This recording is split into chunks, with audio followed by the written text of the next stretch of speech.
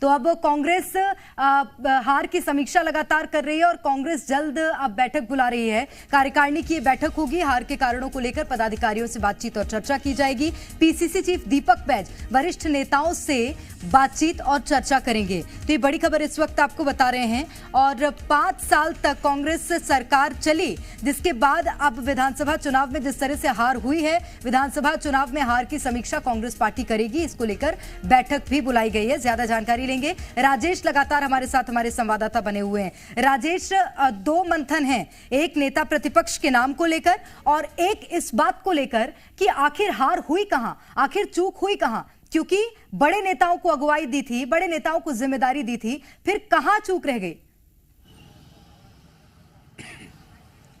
निश्चित तौर पे देखिए, छत्तीसगढ़ कांग्रेस की यदि हम बात करें, जब ये सत्ता पे थी तो उस दौरान कई घोषणाएं की है।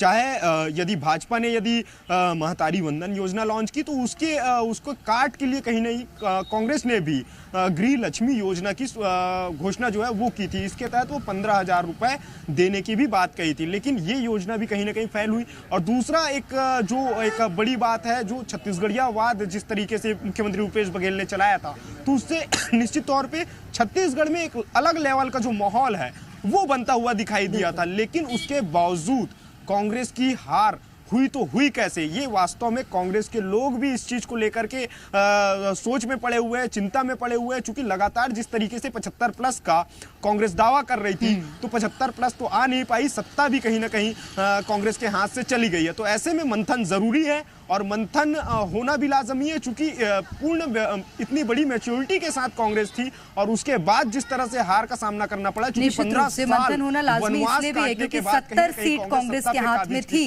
अभी फिलहाल की। अगर हाल फिलहाल की बात करें, उसके बाद कहां चूक हुई कि सारी सीटें एक साथ हाथ से फिसल गईं। बहुत शुक्रिया राजेश आपका तमाम जानकारी के लिए।